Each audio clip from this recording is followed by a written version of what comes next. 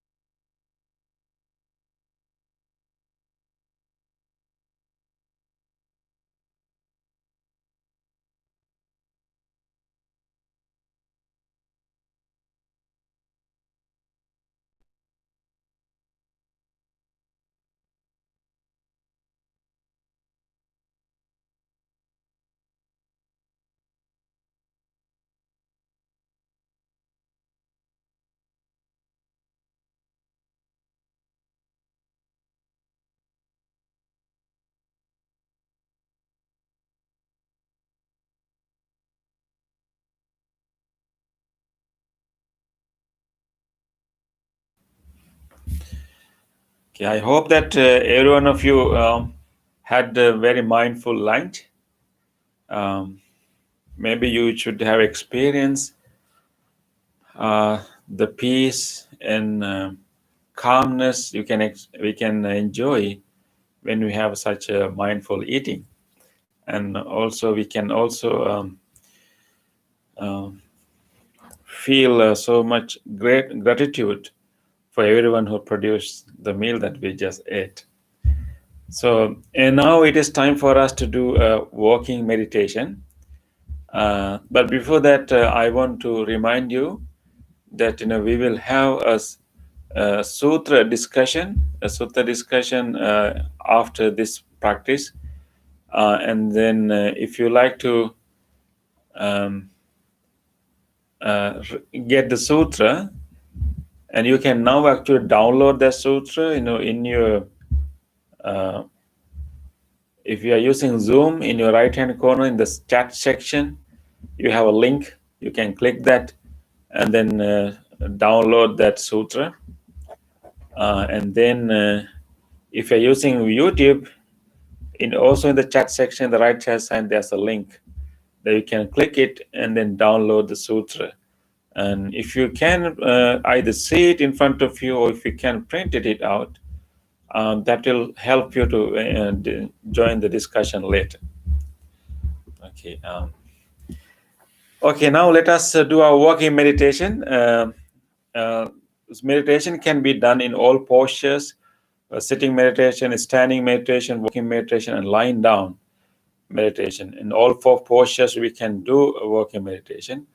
But today, so we will do walking meditation. I think all of us, some of you are may be familiar with the walking meditation, because even last time during Vesak ceremony, we also did walking meditation. So I asked you to find a passage that you can walk back and forth. Think about the place in your home, in your even in the same hall that you are sitting right now.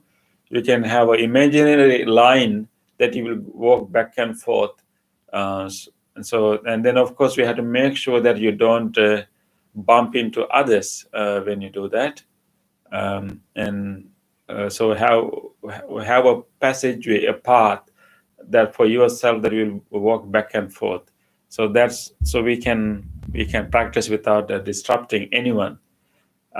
So this meditation is actually again helping us. This is like a training our mind to be in the moment, be in the activity that we are in. I think in the morning hours we also discussed about this connection between what our body is doing and what our mind is thinking. There's a disconnection. Body is doing one thing and mind is somewhere else. So we need to close this gap. We need to train our mind to be in the work that we are doing.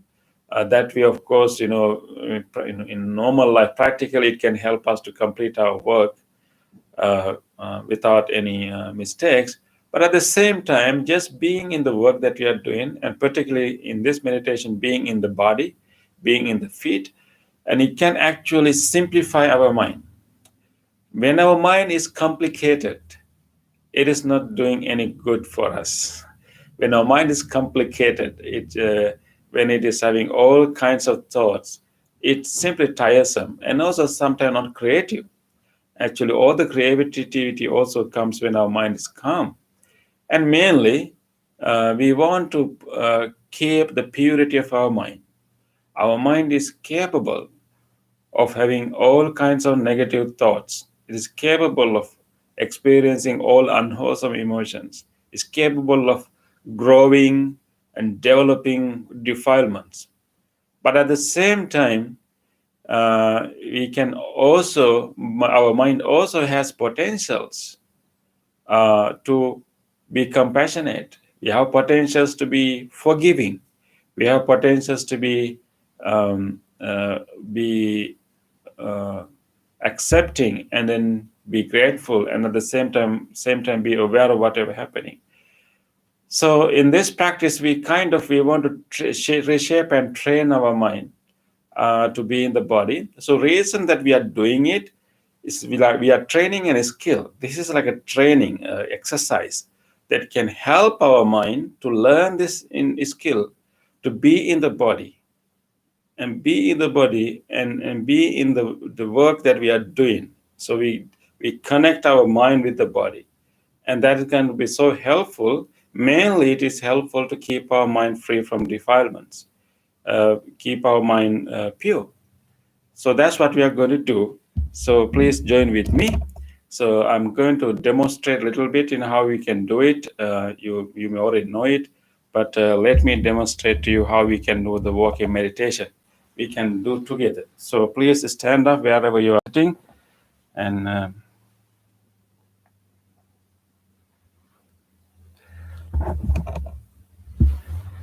so there's a message saying that please post the sutta for today's discussion. Actually, we have posted it already in the same section. If you see on the top of all chat section, we will have a link. If you click that link, yes, you can get the text.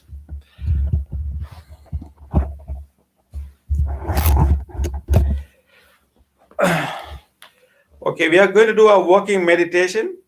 So what we are going to do, we first, as I told you earlier, try to find a passageway, decide where you are going to walk back and forth. It should be like at least 15 feet long, if not more. Around 15 feet long passageway, you can walk back and forth. Find that place, and decide that passageway you will walk back and forth. Once you decide that, let us now learn how we keep our body when you do our walking meditation. If you are not familiar with walking meditation, you can look at me. Otherwise, if you know already, you can prepare yourself to practice. We keep our hands in the front of our body. So for that, we can hold our thumb. We can stretch our thumb in our left hand, and then we can grab our left thumb with our right hand, and then we bring our both hands together, and then place them below our navel, and simply keep our hands like this. Then we try to stand by giving equal weight to our 2 feet, and try to feel the weight of our body in our both feet, balancing the weight. And now our goal is to bring our whole attention to our feet, and our attention will be around our feet and legs. Of course, we will feel other parts of the body. That's okay. We have some awareness of the existence of other parts of the body, but we always try to keep directing our attention to our feet and around our legs.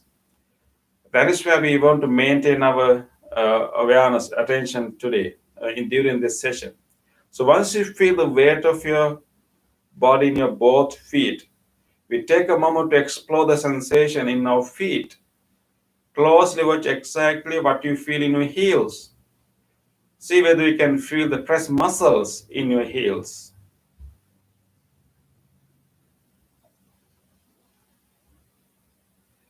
And then you can also bring your close attention to the front part of the feet and try to see how much we can feel in the front area when the feet are touching the floor. Just be aware of that sensation of touch when the feet is touching the floor. And then further enhance your awareness to see whether we can feel any of your toes there. See how many toes are touching the floor right now. Maybe not, maybe a few toes. Just take a moment to catch those sensations and feel them as they are touching the floor now. Now we have established our awareness in the feet. So now we are going to walk slowly, maintaining our awareness in the feet, observing exactly what our body is doing when we walk. So we can start moving. So we will lift our right foot and slowly move it and then place it. So in our mind, we can notice it. Then we can start lifting our left foot and slowly move it forward and gently place it. And we again go to the right leg and lifting, slowly moving, touching. And then pay attention to the left foot, lifting, moving, touching. So keep doing that and try to keep doing that, keep working. And try to pay attention to what you feel in your feet. When you lift your foot, you can feel the relaxations of the muscles there. And when you simply move it and gently touch it, when you place it, we can feel again sensation of touch and then gentle shift of the weight of your body to that foot and then press muscles are pressing. We can always see this change between relaxation of the muscles, pressing of the muscles, lifting, relaxing the muscles, touching, pressing the muscles, lifting, relaxing the muscles, touching, pressing the muscles. So keep doing that, paying attention to that change in the sensation in the feet. Meanwhile, we can also feel other sensation of the body. So any sensation in the body, while you are doing this, we can pay attention to and catch all these sensations. This is like an experiment. It's like observation that we are doing to your own body. Walking is a very delicate process happening in the body. You need so many muscles, so many bones, so many joints to work together for this walking to happen. So we want to pay attention to whatever mechanism, whatever function that we can feel in this whole process of working. So lifting, touching, lifting, touching, lifting, touching. Try to walk a little bit slow so you can catch all the sensations. You can keep, some slower pace so you can catch the sensations in the feet and you can maintain your awareness there. Of course, from time to time, you may think about other things, but then you can stop for a while and bring your whole attention back to your feet and then start walking again. So if your mind is simply going and always try to bring back to the feet, that's where our mind is supposed to be. But of course, by habit, our mind will have all kind of thoughts and memories. But that's okay. Every time we have other thoughts, we gently bring it back and start to feel our feet. And try to do that. And after a while, if you feel when you keep your hands in the front part of your body, if you feel a little tired of keeping the hands together, once you reach the end of the passageway, you can drop your feet, don't drop your hands, and relax for a while. And then again, take a moment to bring your hands back and keep walking. So once you reach one end of the passageway, we take time to turn ourselves. You're not going to turn suddenly or abruptly. We are turning slowly, step by step, slowly taking one step at a time, feeling the sensation, then bringing the other feet along with it, feeling the sensation of relaxation and pressure. And again, we turn in 3 steps. We take three turnings to turn all the way around. So take a moment to turn gradually and let us keep walking back and forth until you hear the ring of the bell. Please keep walking. Once you hear the ring of the bell, you can gently come down and you can gently sit down on your cushion. But let us now, very mindfully, lifting, touching, lifting, touching, lifting, touching, lifting, touching. You can mentally note what is happening in the leg. Lifting, touching, lifting, touching. Please continue.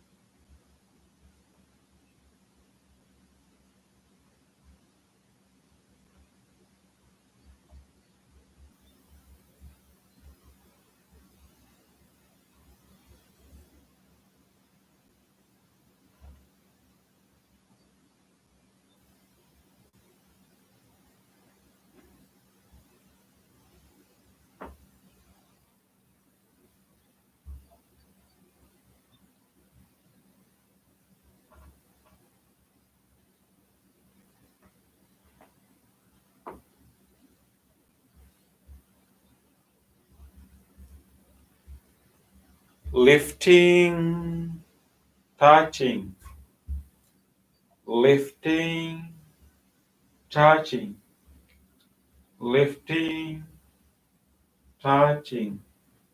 Continue.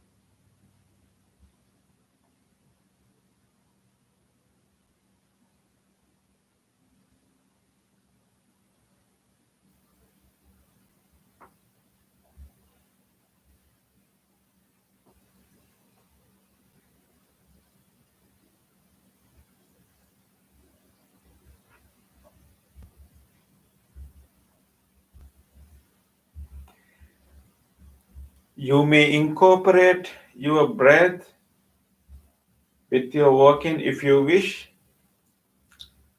You can coordinate your breath with your steps, like lifting, breathing in, touching, breathing out. So you can coordinate your breath together with your feet. Let us continue with that now.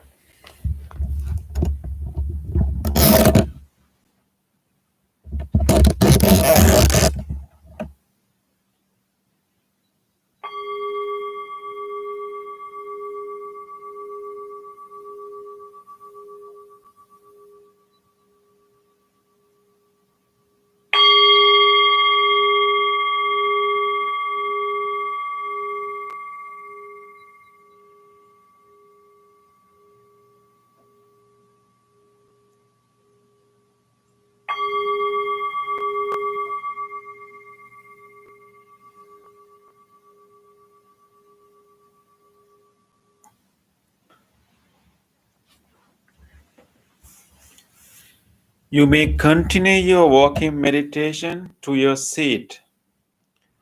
Take your time and gently continue your walking meditation towards your seat, towards your cushion,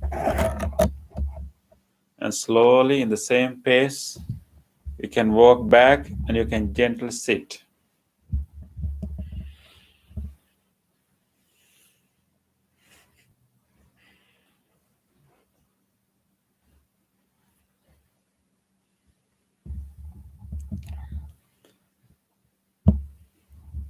The mindfulness that we develop throughout the walking meditation can help us to experience a deeper level of calmness in our mind when we continue to meditate in our sitting posture. So let us make use of this opportunity. By doing our walking meditation, we strengthen our mindfulness. Let us now sit comfortably. Try to adjust your body. Do some little adjustment to feel comfortable.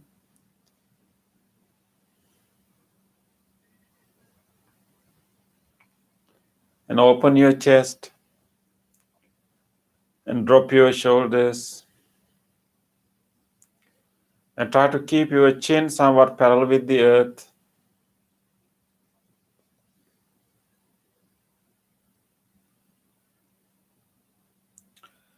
Let us take a moment to observe all the sensation still we can feel in our body. After continuous walking, you may still have some residual sensations in your feet. If you feel them, try to catch all those sensations in your feet.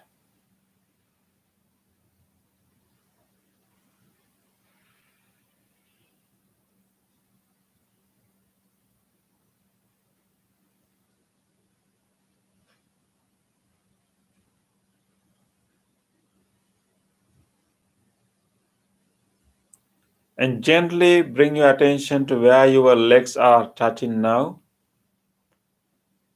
Feel where your lower legs are touching. Try to feel the texture of the surface that your lower legs are touching now.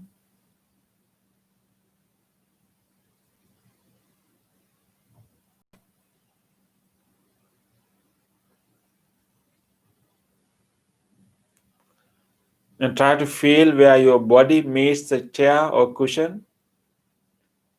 Feel the pressed muscles against the cushion or chair.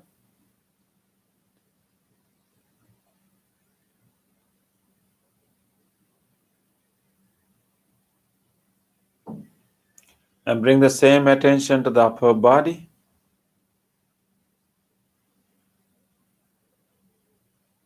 And feel all your clothes in the upper body area. See what you feel in your back area, around your shoulder blades. Very subtle sensations, feel them all, acknowledge them.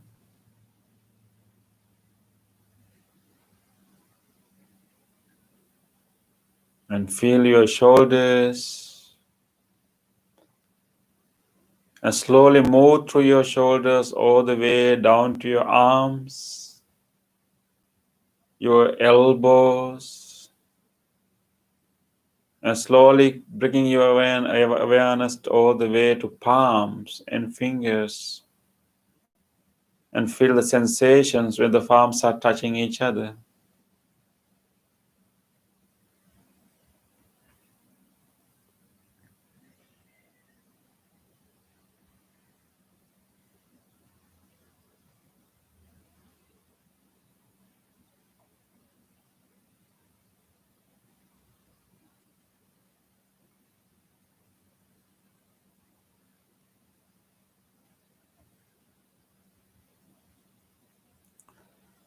And from there, we can now gently bring our attention to our breath.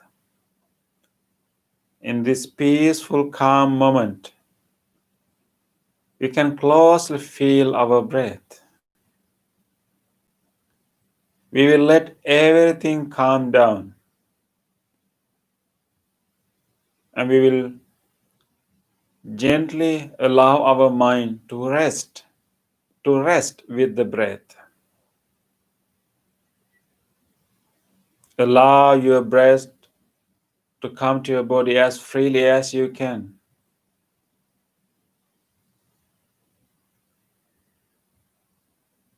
If you don't feel your breath clearly, maybe we can just make an effort to lengthen our breath and feel it first. Lengthening it, allowing the air to come to the lungs, and then releasing it, feeling the difference between the in-breath and the out-breath.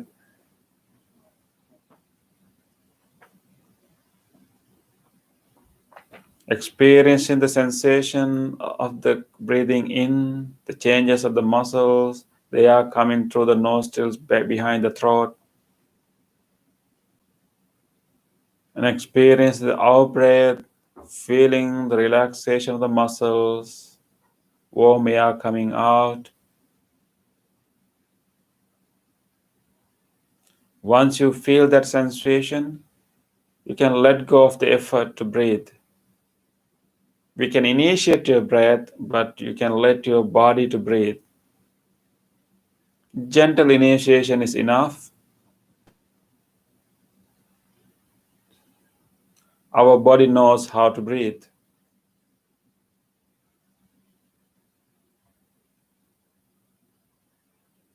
Let us now closely feel, closely observe the beginning of the in-breath, moving through the nostrils, filling the lungs, and the change of the in-breath to the out-breath, and waiting and feeling all the sensation until the last bit of air goes out.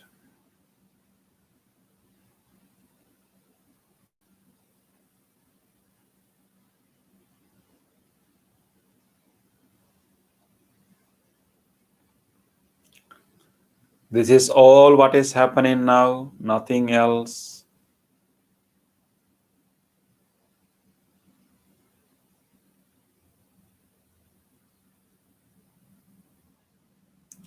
Let us be with our breath.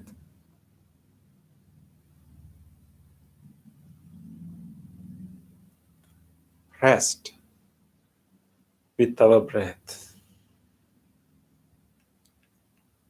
Whenever we have other thoughts or memories, we can notice them without developing them any further. We keep noticing them, we note them, we acknowledge, and then come back to the breath.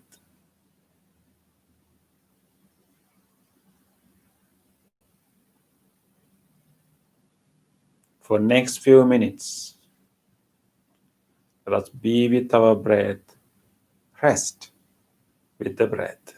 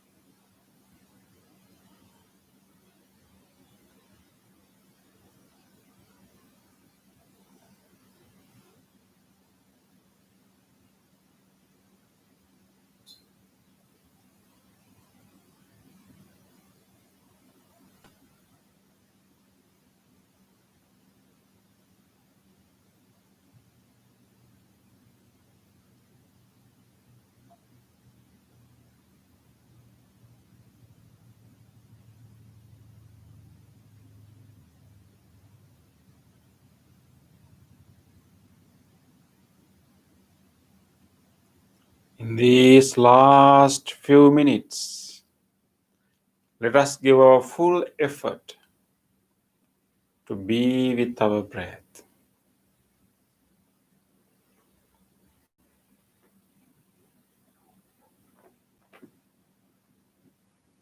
With full effort, be with your breath, feel it from beginning to the end, and let your mind rest here.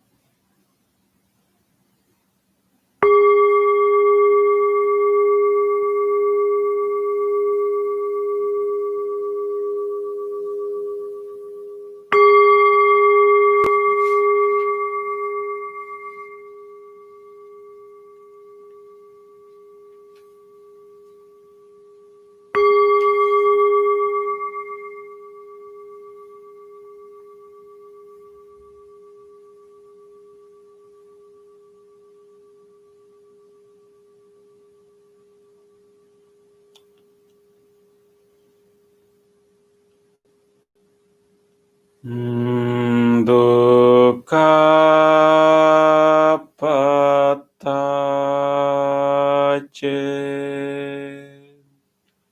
nidukkha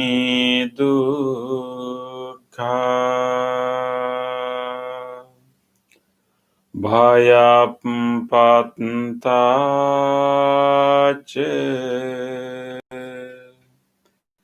nibbhaya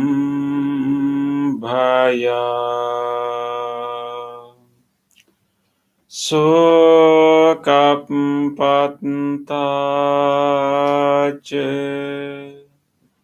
nisukha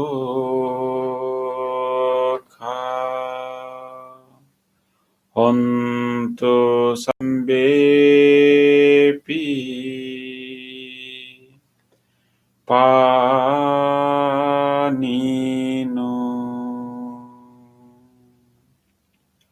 May all those who are suffering be free from suffering. May all those who are in fear be free from fear. May all those who are grieving be free from grief. May all beings be well and happy. Sadhu, sadhu, sadhu. Thank you, everyone. That's the end of the meditation session. Let us now move to our next session, which is the Sutta discussion.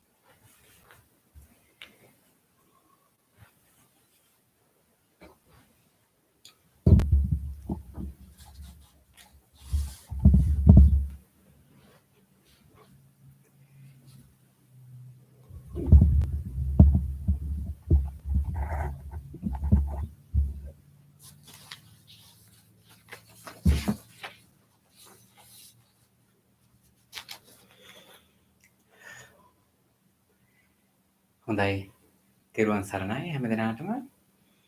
Good evening dear friends. According to our schedule, now it's time to do the Sutra discussion, Sutra Sakachao, Sutra discussion. I think that we have already put the link to download the Sutra, what we are going to discuss now. So I think that you have already get printed, or just you can go to the link and you can open the link without downloading. You can just read on your screen too. Actually, I selected 2 discourses for our discussion today. Although we use the term discourse, sutra. Just hearing the sutra or discourse, we can think that was something like long discourse. How we discuss such a long 2 discourses within these few minutes. But these are not long discourses, very brief, very short discourses. The source or where we find these discourses, it's better to understand.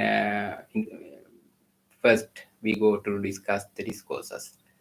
You know that our Dhamma, or the teachings of the Buddha, sutras we find in Sutta Pitaka, sutra with 3 canons. The second canon is called Sutra Pitaka. It is again 5-fold, divided into 5 categories. The 4th one is called Anguttara Nikaya, or it's called something like numeral sayings, or numbered. Anguttara means something like gradually 1, 2, 3, or something like that. The Dhamma facts are classified, categorized. That is why it's called Anguttara. In the section called 4, the 4 facts are discussed in this section. That is called Chatukka Nipata. The discourses we are going to discuss today, we find in Anguttara Nikaya, Chatukka Nipata, in numeral sayings, the 4th section. So now we have an idea. I think you can have an idea. In these discourses, 4 facts are going to discuss. Before we go to the discourse, to discuss the discourse, I have put the English translation, only the English translation of the discourses translated by Bhikkhu Sujata. I have put the link. Then if you have that translation. So why I select selected these courses.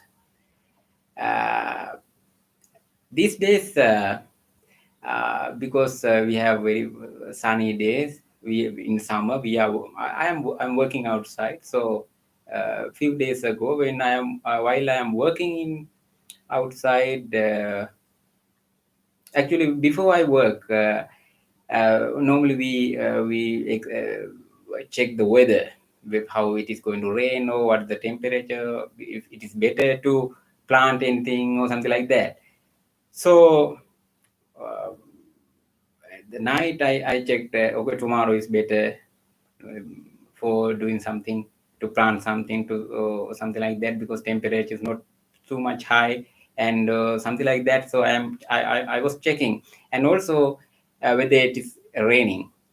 So one day I thought that tomorrow will be better. It's going to be slight raining, because I thought I saw that 100% precipitation or raining. So I thought that's better to plant something. So, but according to the prediction or the report, although I thought like that, I couldn't expect such a rain. So the plants I planted got faded because of the temperature, the high warm, the sun, because of the sun. So while I'm working, and when I'm thinking about that and seeing the sky, I just remembered these two sutras, these courses. Actually, when we were, when I was young, I just went through these discourses. I just remembered these discourses are very nice to discuss and share this Dhamma with you. That is why I selected these uh, two discourses, because I think if you have the text with you, you know already the names of these discourses. It's called the it's about clouds. Discourse, the name is given the simile of the cloud. First sutra of the simile of the sound, and the second one also the same name, same title, simile of the clouds. Clouds is very familiar to all of us. Very beautiful. We love sky. Various types of clouds we can see. Some clouds are very beautiful. When we see without clouds, also even the sky is very beautiful. With clouds, also it is very beautiful. So I personally, I like to see that the sky, the beautiful sky, and also the clouds. So there are various kinds of uh, clouds. In these discourses, Buddha used clouds as a simile to explain the nature of human beings. There, Buddha used four kinds of clouds, especially rainy clouds, to explain the nature of human beings. Very simple. It's very simple simile, easily understand. Anyone can understand. Even a kid, even a child can understand, because we have this experience of clouds. So let's go through the text, the translation first, and then we can uh, go to further explanation. And if you have any idea, any suggestion, or any question, meanwhile we are discussing, we are in the text, but you can ask, you can turn on, you can unmute your microphone, and you can just ask anything, or you can, if you have any idea to add, it's also okay. I deeply appreciate if you are, if you can come, if you can mediate with, come and join with us for this discussion. Okay, now you know the title of the discourse, Clouds. Buddha uh, was living in Jetavanaram. That is the, I think, Buddha. have lived maybe most of the years in his life he used to live in Jetwanarama in Savatthi. Then he addressed the bhikkhus or the monks. In your translation by Bhikkhu Sujata, he used the term mendicants. He used this term for to denote bhikkhu in Pali. Bhikkhu. Buddha addressed the monks using the term bhikkhu. That is the Pali term to address monks. Then the monks they replied, "Yes, venerable sir." Then Buddha said, "This is the start of the discourse. Mendicants, there are these four kinds of clouds. What for? One. Now, one by one, Buddha simply explained these four clouds. First one thunders but doesn't rain. Second one rains but doesn't thunder. Third one neither thunders nor rains. The last one, the fourth one both rains and thunders. This is the simile Buddha used.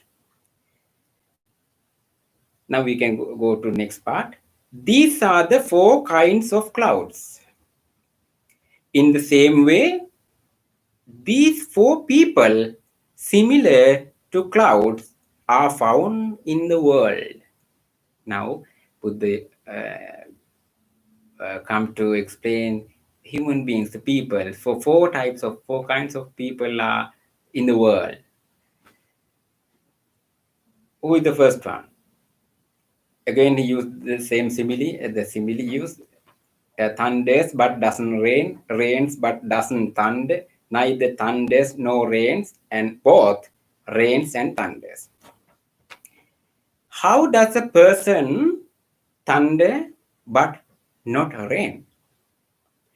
It is when a person is a talker, not a doer. That's how person thunders but doesn't rain. That person is like a cloud that thunders but doesn't rain, I say. That is how Buddha explained the first category, first person, using the simile of the cloud. Second one, and how does a person rain but not thunder? It is when a person is a doer, not a talker. Next one. How does a person neither thunder nor rain? Now you have an idea because it is very simple explanation. It is when a person is neither a talker nor doer. And how does a person both thunder and rain? It's when a person is both talker and a doer. These four people similar to clouds are found in the world. See, this is very brief discourse, very short discourse we find, but the meaning is very wide.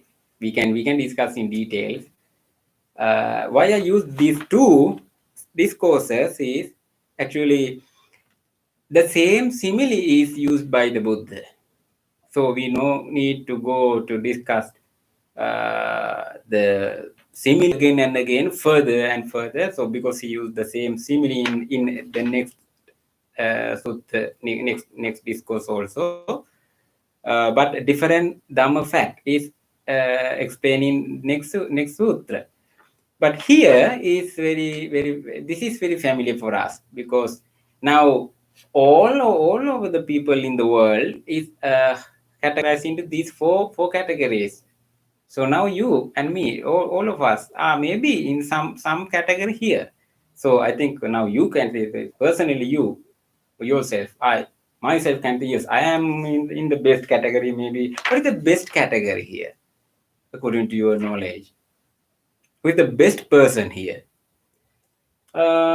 Maybe not the first one is the not the best one because he's just only talk, no doing anything, just only talking. Second one is a person is his he does something but not no more talking. Third one person is neither a talker nor a doer. Maybe the worst one. Uh, Fourth one is both talker and a doer. In which category you are? So anyone can answer me. Bhante, I am in the fourth category. I am in the second category, something like that. Maybe now you are thinking maybe I am in the second one or the fourth one because it is the something like best categories to be fine. I think maybe the Buddha wanted to emphasize the fourth category because both a talker and a doer. Second one is also good, right? Because person he is a doer, no, is silent person, not a talker, not too much talking. He do what he does what he want, what he can do, but no more talking. Very simple thing in our day-to-day life. We encounter we find many people, mostly in which category?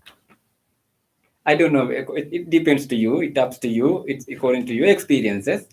I think in my life I have found all of these categories. The people not I cannot put the majority into particular category.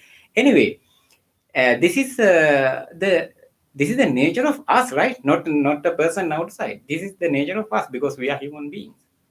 So when we talk about these facts according to the sutra, we just remind we can remember many experiences, many things in our life, because in especially in most of the time I think we find people like this in our life. Some people are good, some people are bad. That is, uh, we interpret people according to our own experiences. A person may be bad for you but good to some other else. So there are no any person exactly this person is good, exactly this person is bad. We cannot anyone one single person cannot uh, exactly say that this person is good. Yes, he may be good to somebody else, but may be bad or wrong to somebody else. That is the nature of us. Until we attain fully, or not fully, enlightenment to be a perfect person. Maybe arahant person is maybe the best example for the highest level of spiritual level of the human beings. That is why Buddha, we find a great quality of the Buddha. We know that yata vadi tata kari, that is in Pali, and also the other side also yata vadi tata kari, the both sides. Same meaning. What Buddha says, he do. He does. He what he does, he say. The both sides he covers in his practical life. No any secrets. What he say, he exactly he was doing. He was an example by his own life, his own character. So Buddha is the we are not just praising the Buddha because he is our teacher, he is our master, and so on, so on. So no, as a before he become the Buddha, he was a human being. So in his bodhisattva life also, he was an example for these kind of things. After becoming enlightenment, after becoming Buddha, he was perfectly was the example for our life, for the world. So no any hidden any kind of secrets like we have in our life. So we are not fully open to anybody. We have we know that that is a deal with your own heart. So so myself, I have my own privacy, my own private life. Then you have the same as well. So that is the nature of ordinary people. It is okay, but when we practice, and because we are very fortunate, we have this guidance, we have these teachings. For what purpose? So in next discourse, we are going to discuss for what purpose we have these teachings. So we can discuss these things in next sutra. And also, when I just remember this, and also when I was going through these discourses, I just remember in Sinhala language we have what you call Prastava Piru, or just something like in English Proverbs. What you can remember? Because I think many of Sri Lankan people are joining us. So I think we very famous pro Prastava Piru, or proverb we have Katava Dolaven Gamana Pain.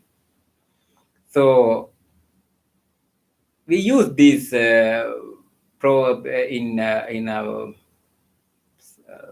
inappropriate places in our day-to-day lives to explain the nature of some people. What is the meaning? So it's the same meaning. So I don't know how to translate it into literal translation into English. Anyway, that is I don't know. The term we use dolava is what we call the palanquin. Palanquin. I don't know whether I pronounce it well. So anyway, palanquin is something like a box to use for transportation. It's in the ancient time, in a box carried by 4 or 6 people bearing. There are two poles horizontally fixed, so they have to uh, bear it, and only one, maximum maybe 2 people can use this, can go inside to the box, and that is used to as before these automobiles came to the world, especially high class people. The dolava or the palanquin is used as high class transportation uh, for transport, because only high class people use this. So that is why it is called in talk they are something like going by palanquin or the dollar, but in reality, in real life, he has just walking, no any at least no anything, just he has to walk. But I think this proverb is okay, because although he has not, that person has not dollar or palanquin, he's just moving, he's just walking, although slowly, he's moving. It is better because he's not stopping in on the stoppage. It's not moving. It's better because he's walking at least slowly, because the direction is the most important thing. Just not the car or the train or public transportation we use. Direction is the better thing. So I think that proverb is also uh, at least okay, uh, at least not being in in a particular place stopping. Then I found a saying in the Bible.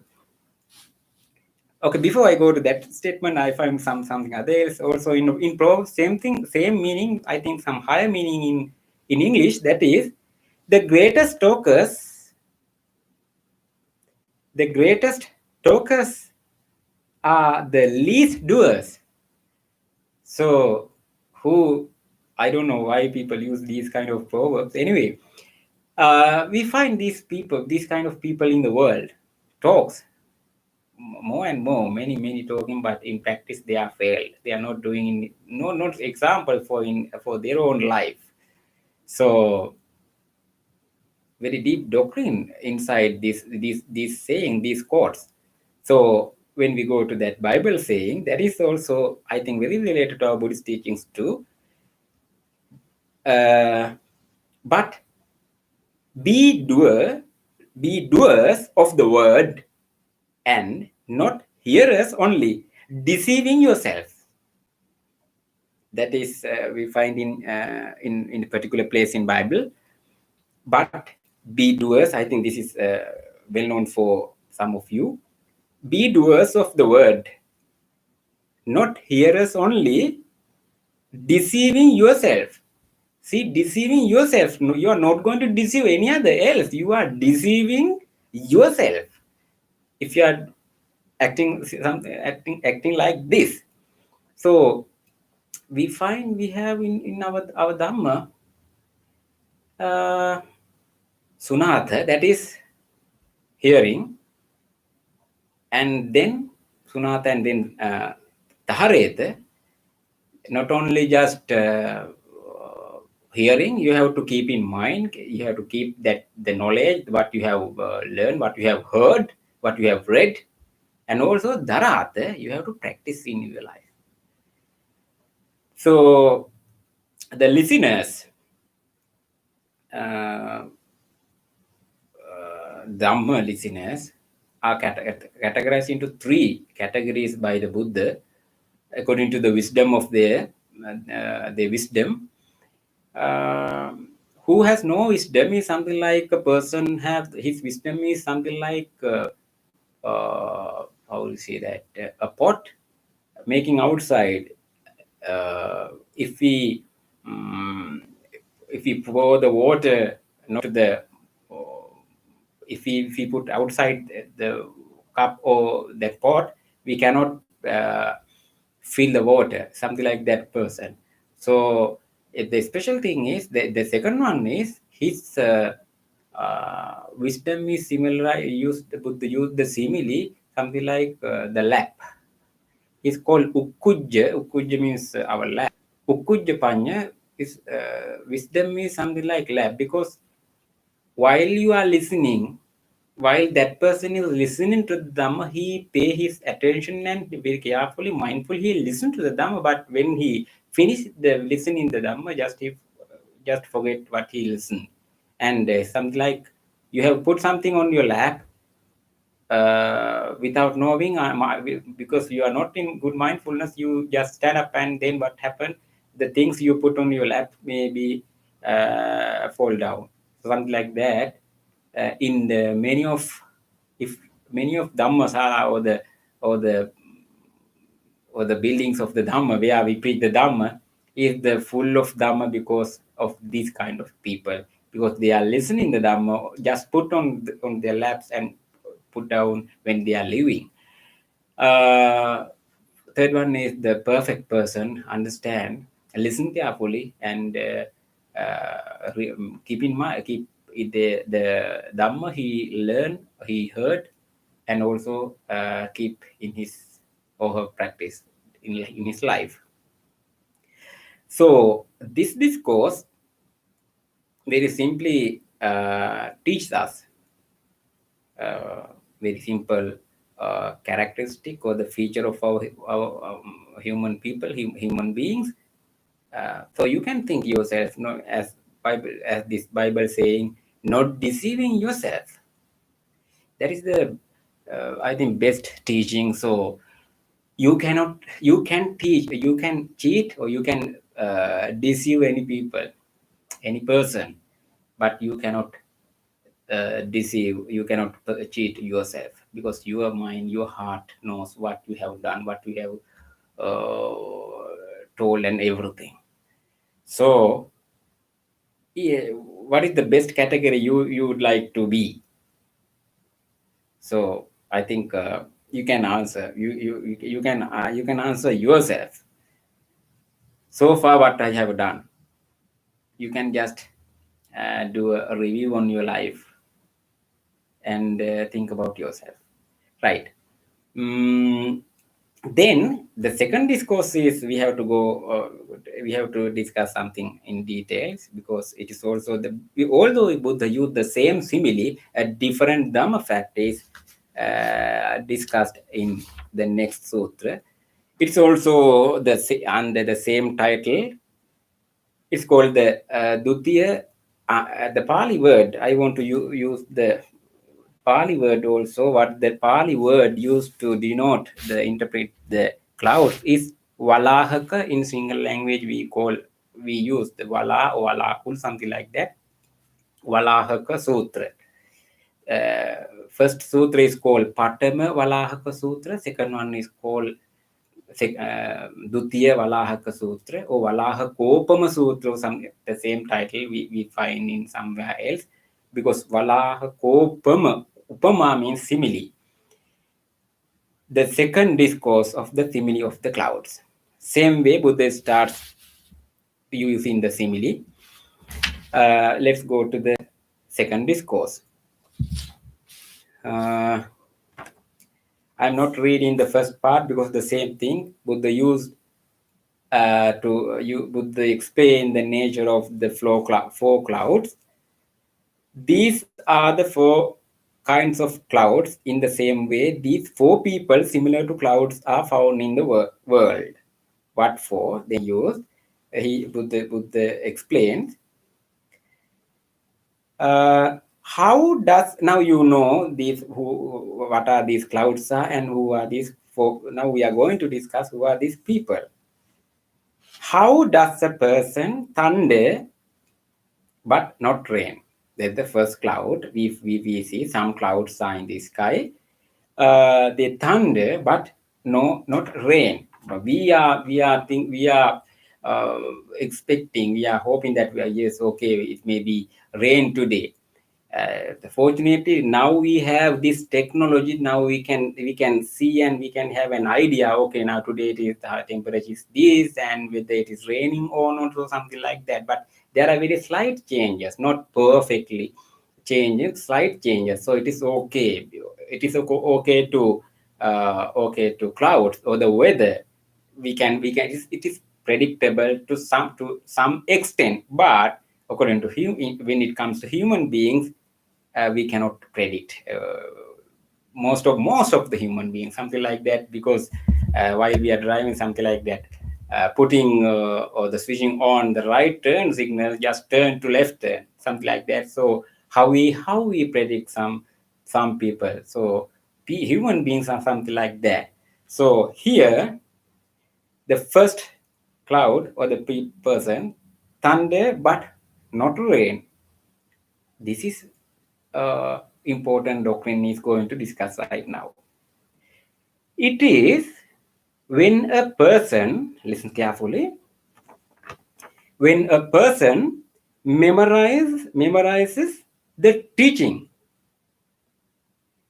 statements, songs, discussions, verses, inspired explanations, legends, stories of the past life, amazing stories, and classifications.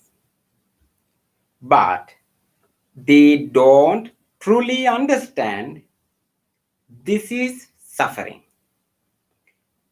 This is the origin of suffering. This is the cessation of suffering. This is the practice that leads to the cessation of suffering.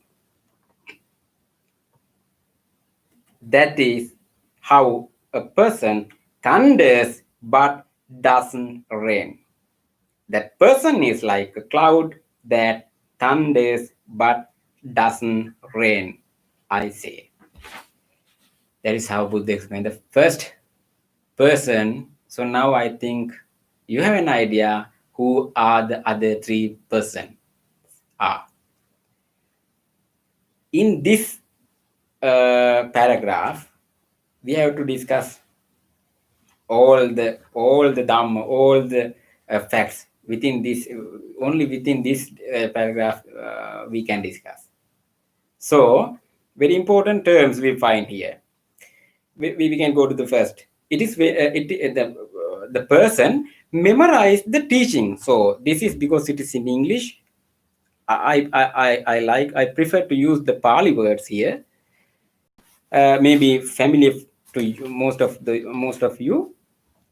So memorize the teaching. The teachings, the Bhante Sujatha here, he used this term to denote Dhamma. Memorize In this way, we find in Pali, Ekacho Pugulo Dhammang Pariyapunati. The verb memorize is Pariyapunati. The teaching is Dhamma. Pariyapunati, that word is important here. Because what it means in translation is given as memorize. As a scholar, as a student, we have already done. So this pariyapunati, memorize, reading and keep in mind and memorizing. So according to the dictionaries, Pali English dictionaries, the term is again is explained translated to learn. Pariyapunati means to learn what? Dhamma. Dhamma means what the preached by the Buddha, the teachings taught by the Buddha. To learn, to master, to gain mastership over, to learn thoroughly. These are the meanings given to the word, Pali word, pariyapunati. Here in your translation, you have the English translation in memorizes the teaching. Now we have some new categories of the Buddha's teachings. What are these? Statements, songs, even songs are here. Discussions, verses, inspired explanations, legends, stories of past lives, amazing stories, and classifications.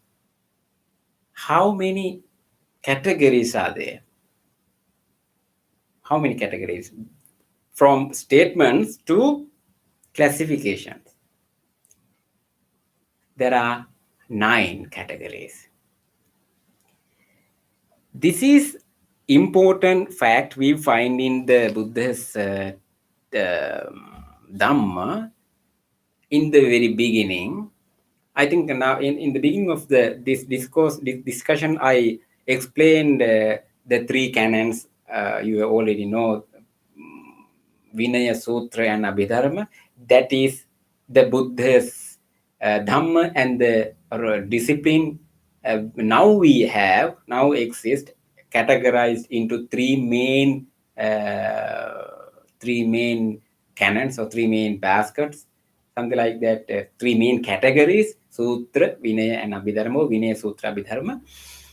That is how now we have Buddha's Dhamma. So in the beginning, when Buddha started to preach the Dhamma, and when few years back, there's no any kind of particular system to categorize Dhamma like now we have. So in the very beginning, Buddha just in the first 20 years of the Buddha, he just preached the Dhamma in particular places, in various places. There's not a storage or anybody kept of these wonderful important teachings. When Venerable Ananda, who was the permanent assistant, who became after 20 years the permanent assistant to the Buddha, maybe something like a secretary, although he was not writing, but he kept all the Dhamma heard from the Buddha in his mind. So up to that, there was actually not in the 45 years Buddha was preaching the Dhamma, 45 years in his Buddha's life. So actually in the first Buddhist council have held after 3 months after passing away of the Buddha, that is I think the very important step taken by the elders, monks, to protect these teachings for future generation. In that council, Dhamma was protected, and also it was divided into 2 main categories: Dhamma and Vinaya. So something like that. There are few other categorization in Buddhist teachings. While Buddha was preaching the Dhamma, uh, when Buddha was alive, there are 9 categories. 9 categories. This is called Navanga Sattu Sasana in Pali. That is, Sattu means Sastru, the teachings of the Buddha in 9 parts, 9 sections, 9-fold categories. So these are, we find from in English translation, we find statements and something like that until to classification, these 9. So I'll read the Pali. So I think it may be useful and may be familiar for you, the Pali terms. What are these Nava Anga, or the 9 sections, 9 parts?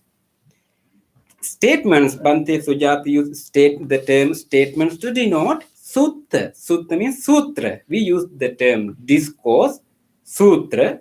Then songs. So, what are the songs we find in Buddha's teachings? So, Geya, the term used Geya in Pali, these are actually, this term is we can go to first one of the full sutra means it is familiar for you. You know that what the sutra is. Sutra we find in Sutra Pitaka, the long discourses in Digha Nikaya, Majjhima Nikaya, these categories we find. Geya means some teachings, we find Buddhist teachings where we have something like that, not only just read, we can chant, we can recite. Although he used the term songs, these are not the songs of what we listen these days with music, something like that we can not sing, just chant or recite. With both gathas and also with some other places also. Then third one, that is discussions. Pali term is Veyyakarana. Suttan Geyyang Veyyakarana. Veyyakarana means something like that. It is familiar, something like Vyakarana, but the term Vyakarana in ancient Indian languages like Sinhala, Sanskrit, and some other languages we use to denote a grammar, it is a particular another meaning, but Veyyakarana means something like here it's called discussions. In the very first discourse, Buddha, Dhammacakkappavattana Sutta, Buddha used at the end of the sutta, the term he used, Veyyakarana, that is something like, because actually it is not just only a talk, it was a discussion with those 5 ascetics, 5 Panchavagya Bhikkhu, we know them. It is a discussion because it's a very deep doctrine, the first foremost teaching of the Buddha. So it was a discussion, something like analysis. So that is why I used Vyakarana, the Veyyakarana. Then Gatha used the term verses. We find Dhammapada, that the very well-known book, a collection of the Buddha's teaching. That is, we directly only the gathas we can chant in a very very nice rhythm. Then Uddana, inspired explanations. That is also we find a separate collection in Kuddaka Nikaya. We find Uddana. While Buddha was, it is something like overflowing joy of even the Buddha. When Buddha experience in his life, in Buddha's life, when he has some experiences, he uttered very simply just one single stanza, one single verse. These are called Uddana. Then Itivuttaka, you have the term called legends. Also in Kuddaka Nikaya, we find another separate section called Itivuttaka. Actually, in some other places also, we find Itivuttaka in this category. I think some past stories using past stories not related to Buddha's life, but using some as examples or similes Buddha used Iti Buddhaka is something like thus, or this is happened, something like that. Iti Buddhaka, in this way. Then Jataka, it is well known, Jataka, it is the birth story, the past lives of the Buddha. That's also a separate section of the Buddha's teaching. Then Abhuta Dhamma, that is amazing stories, and also last one is Vedalla, that is classification. So these 9 facts are 9 categories which used to categorize the whole Dhamma up to that time, the Dhamma Buddha preached. So at that time, the Dhamma taught by the Buddha was categorized into these 9 sections. These 9 sections are called Navanga Sastru Sasana. Nava Anga Sattu Sasana means 9-fold teachings of the Buddha. And also, I want to share this fact also, that is, not only now we have 3 categories, mainly Sutra, Vinaya, Abhidharma. So, this fact we find in a commentary according to the Dhamma, Buddha's Dhamma is one-fold according to the taste. As a taste of the Dhamma, the rasa vasena, use the term rasa vasena, ekavedi, it is one-fold as a taste, then two-fold as Dhamma Vinaya, as I mentioned, threefold as Pitaka vasena, that is Sutta Vinaya Abhidhamma, we know. Then Nikaya vasena Panchavidang, that is in Sutra Pitaka we find Diga Nikaya, Majjhima Nikaya, and so on. Then Anga Vasena Navavidang, that is what we have already discussed, this Navanga Sastra Sasana. Then Dhamma Kanda Vasena Chaturasiti Sahasavidang, that is 84,000 fold. That is Skanda, according to the, maybe as facts. It is 8,400. I don't know how to explain that. Anyway, now we can go to the discourse again. So these are the categories. We can say that these are texts. Now already we have online. You can find very easily within very little time. We can just find any discourse in any, maybe any language, any popular language now we use in the world. Any translation of the teaching. So very easily we can find, we can read, and we can understand. I don't know whether we understand, we can just read.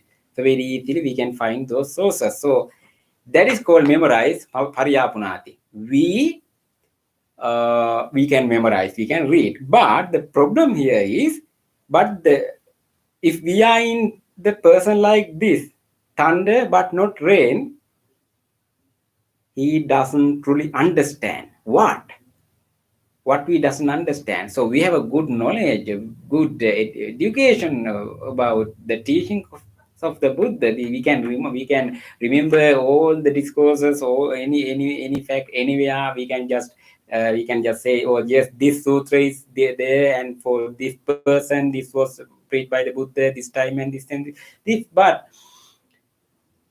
whether we have the meaning in our life, that is the problem. So that is the problem that discussed in this discourse. What we have to understand. So this is the deep doctrine. So this is suffering. This is the origin of suffering. This is the cessation of suffering, and this is the path or the practice we have to overcome the suffering.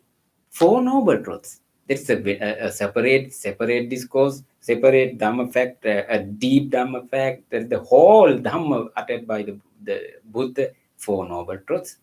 It's not a topic to discuss within these few minutes. It's another topic, but very brief we can talk that Buddha's Dhamma we have to truly understand. 2 words, 1 word, 2 verbs. First verb was memorize, second verb is truly understand. What is the Pali word for truly understand? Yata bhutam pajanati. The very important Pali term, verb used by the Buddha in his teaching, pajanati. Not only pajanati, yata bhutam pajanati. We use the English term truly understand. I don't know whether exact meaning of Yatabhutam Pajanati is given by using truly understand, because there's a very deep meaning in Pajanati. We know that the very well-known term prajna, panya, we use the term wisdom in English. Also a derivation of this verb pajanati. So we have to do, what we have to do is pajanati. Maybe we can we may be in one of these categories, because we hear the Dhamma, we read many books of the Dhamma books, and we have a good vast knowledge about the Dhamma. Anyone can ask any question, they can answer because they have a good knowledge about the Dhamma. So, but in our day-to-day life, in our practice, in our how we do this Dhamma, the teachings practically. So I found a very famous quote: uh, "Be a Buddhist by practice." Be a Buddhist by practice. That is the message given in this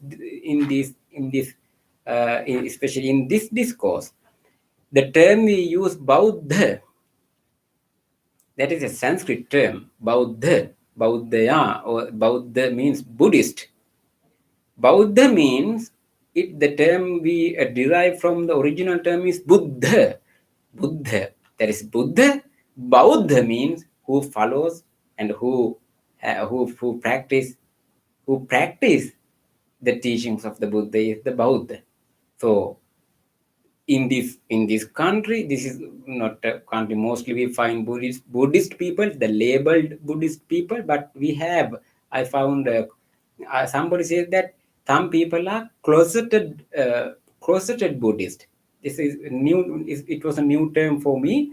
So there are some Buddhist people, although they are not observe precepts, or they are not going to any monastery or any temple, but some people are Buddhist in their life, in his practice. So I think we find these people. So we something like these clouds. We can go to the next person. We no need to further discuss. We know that we already know the nature of these people. This person. The person rain but no thunder. When a person doesn't memorize the teaching, but they truly understand this is suffering. So there are some people like this, as I mentioned, although they have not a very good understanding or good memorizing, or they have not learned much about the Buddhist teachings, no any good knowledge about the teaching, but they understand the reality of the life. Third one is both third one is neither thunder nor rain, no any knowledge or no any practice. Fourth one is thunder and rain. The person memorize the teachings and they truly understand suffering and the Four Noble Truths. These four people, similar to clouds, are found in the world. That is how Buddha explained the four kinds of human beings according to the Dhamma preached by the Buddha. So now we have only 5 minutes. Bante Punna is here. He's showing the time. So we have only 5 minutes. If you have any question, we can discuss. You can ask any question, or you can, if you have any idea, you can just add. Although Bante Punna is here, we can have some time from his program too.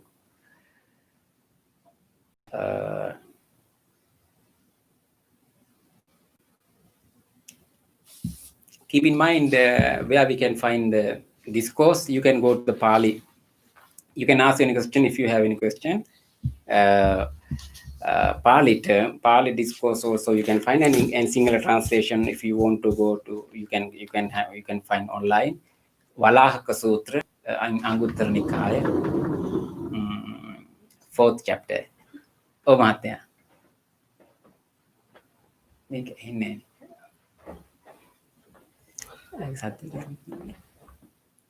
සද්ද වැඩි කරන්න.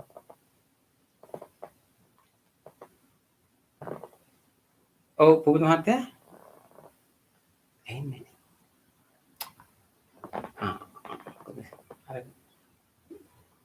We cannot hear.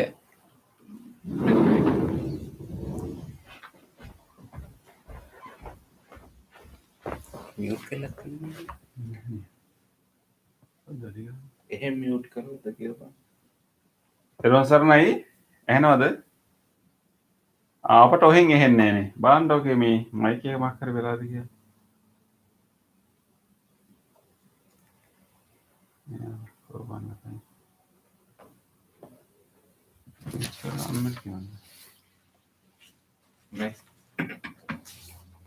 දබාන කතා කරන්න. ඒකනේ ඇහෙන්නේ නැහනේ. මොකක්වත් ඇහෙන්නේ නැද්ද? වෙන කෙනෙක් කතා කරන්න. නලින්ද මහත්තයා කතා කරන්න බෑ. කතා කරපුවා යනවා කියලා. නෑ ඔයා වැහෙන්නේ නැහැ. මම හිතන්නේ අපේ Zoom එකේ ප්‍රශ්නයක් වගේ. කාවවත් ඇහෙන්නේ නැහැ. Anyway, it is better. So time is running fast, so we can stop. Anyway, you can ask Pubud Mahatya. You can ask the question later. Yes. I think maybe we may have to restart. We don't hear anyone's voice from there.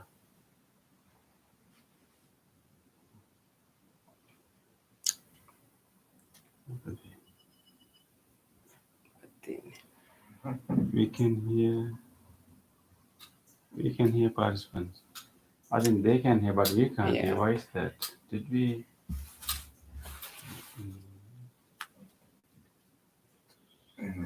Speaker, headphone. Restart. Test the speaker. Unplug.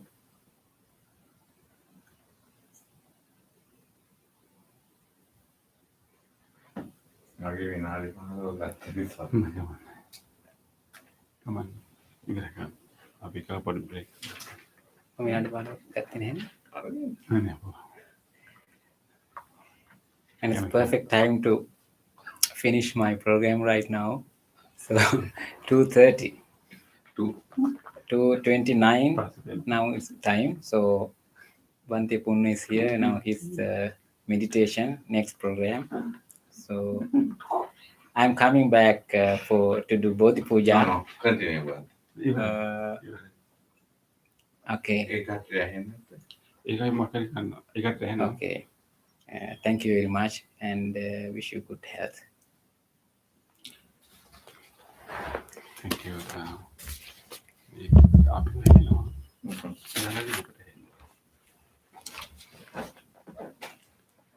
We can hear the parents sometimes audio tracks.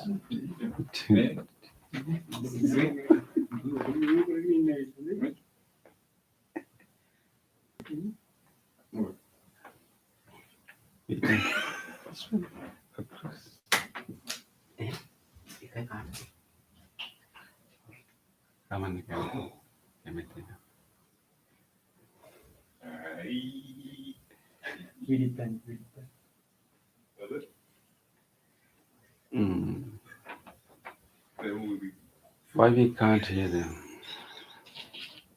Never mind.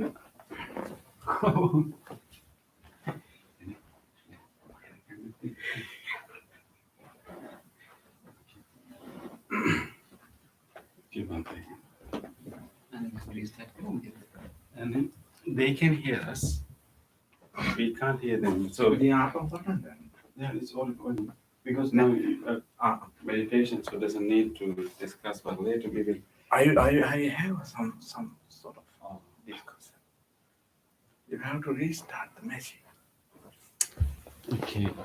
So We are going to stop our Zoom webcast and then we will restart right away. So I hope that it will fix the problem. So I think you can hear us, but we can't hear you. So we will end the session now and restart right away. Please join us again.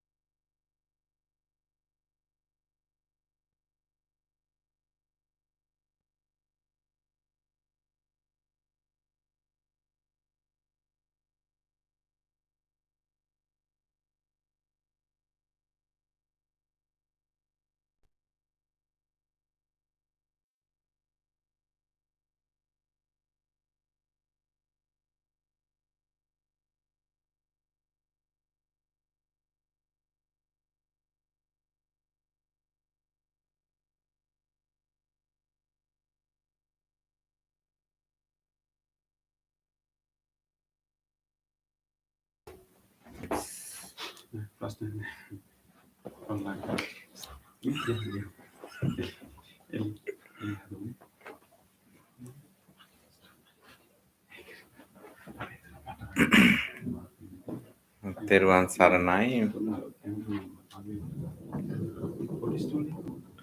අපි මේ සූදානම් වෙන්නේ ආනාපාන සති භාවනාව එහෙම නැත්නම් විදර්ශනා භාවනාව පුහුණු කරන්න. පොඩ්ඩක් වෙලා මගේ විනාඩි 15ක් මේ අපතේ ගියා මේ තාක්ෂණයේ දෝෂයක් නිසා. මේ අපි එහෙමනම් මම ඉස්සෙල්ලා පොරොන්දු වුණා විනාඩි 2ක් විතර දෙනවා කියලා. මේ if you have any questions regarding the meditation that we did in the morning, we can have 2 minutes if you have any questions. Otherwise we will go for the vipassana session.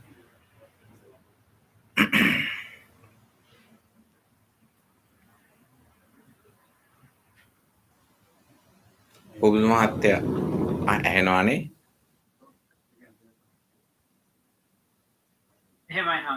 හොඳයි හොඳයි. ළඟ ඉන්නවා වගේ පැහැදිලි, very clear.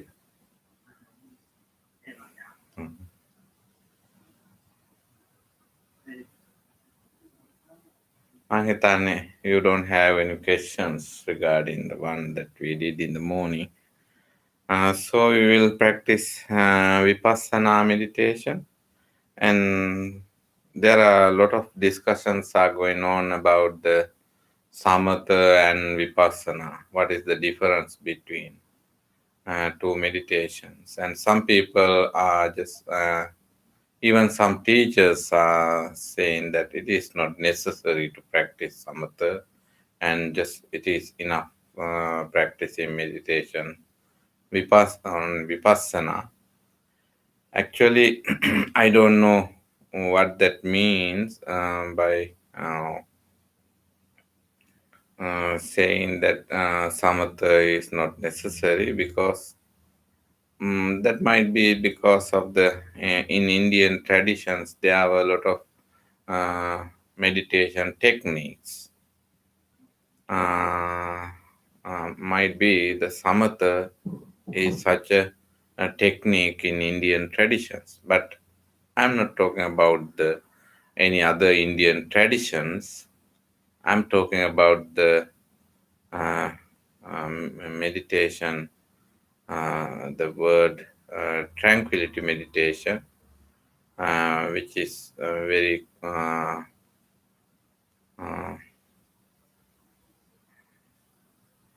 the Buddha has used in Pali term samatha, but that is not the term that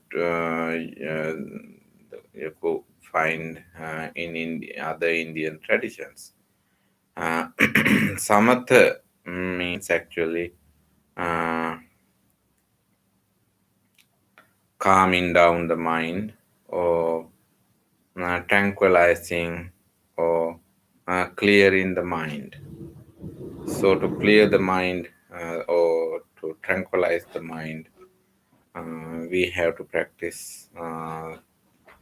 Actually, in the teachings of the Buddha, we can find uh, uh,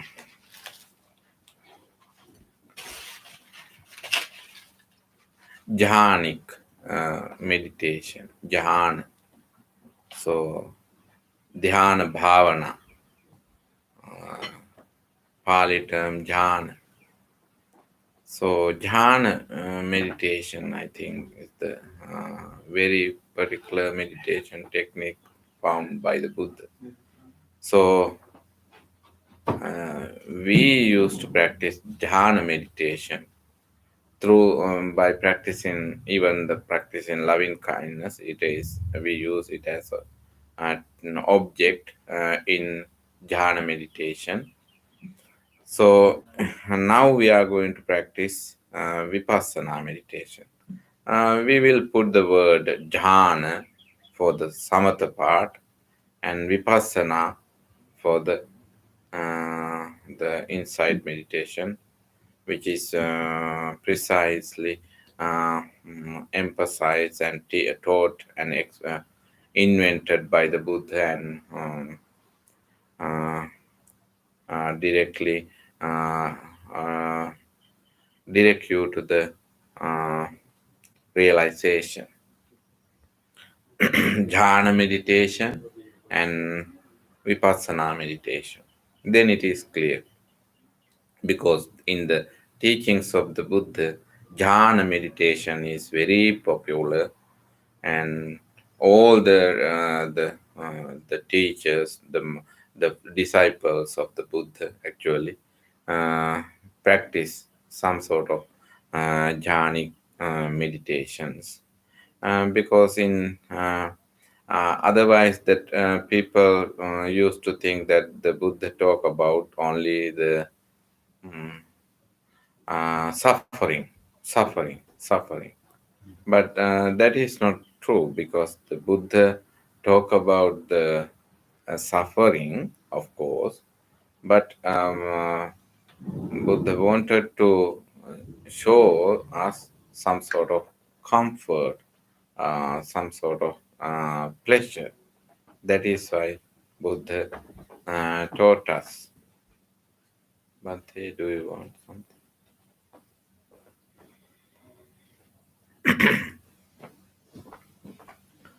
Uh,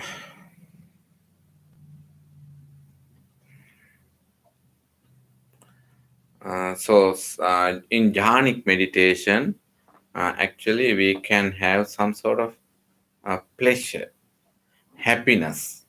By practicing jhanic meditation, we can have some pleasure before we actually enter to the realization or the nibbana. Before we attain the nibbana, in one hand, we can have some sort of uh, pleasure, rapture, uh, and also after you attain nibbana, also when in your regular life you can have some sort of rapture and pleasure with the support of the jhanic meditation. That is why I think anyhow the teachers and our tradition has forgotten this very important message at the end. That's what I think. They have forgotten this wonderful, wonderful practice and the teaching. That's what my final conclusion is. They have forgotten it, then now they are just ignoring the samatha and emphasizing to practice the vipassana. But finally, I think that they have forgotten the jhanic part. But in my understanding, I always try to uh, uh, educate the people for the jhanic meditation and vipassana meditation.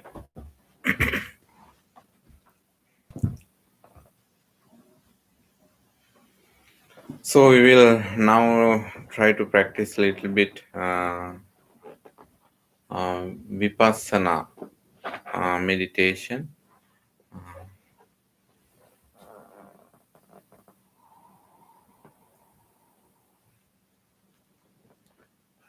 Can you please tell me what is the time that I have?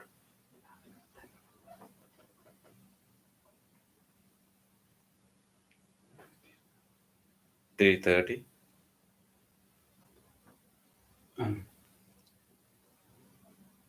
3:15. Okay. 3:30 අවසන් Okay. So how can we practice vipassana? Actually, we can practice in two ways vipassana. One way is in a meditative posture we can practice vipassana, and also in our day-to-day life we can have the vipassana. It is a kind of uh, pair of spectacles, like extra uh, uh, ability to see things. In that ability, what we see, we see things as they are. Then, do we see things they are not? Yes, of course. In our day-to-day life, we see things uh, in a wrong conceptions. We have wrong misunderstanding, wrong actually, which is known as papancha. We are living in an imaginary world. Absolutely, that is the reality. We don't know about that, how to, without having a proper definition, without having a proper understanding, we don't know what is the imaginary world and what is the real world. But actually, we are living in an imaginary world. We imagine. Uh, we imagine actually, for our imagination, we use our senses. something. Sometimes you think that with the word imagine, we think that we just think and we have kind of uh, uh, uh, kind of daydream world. Not actually a kind of daydream world, but here even by seeing things, by having conversation with the people, having doing this duty and that duty. Actually, this entire world is a dream world.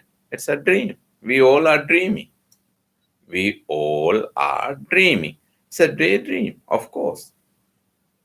Even my husband, my wife, my son, my daughter, my house, my car, my world, everything, everything is a imaginary imaginary world. It's everything is imagination. So by uh, breaking the nutshell, uh, if you go into the inside and then you have the inside, and there you are able to see things as they are. What are the qualities of the things as they are? The very first thing is impermanent. Because of the impermanent, it has a nature that always changing, changing. But we have a tendency to stick all the uh, mm, dust and pieces together, and we always try to see a complete picture. But there is no so-called picture, but continuously we rebuild with our glue, with our misconception, with our imagination, with our so-called papancha. We glue together and see a complete picture.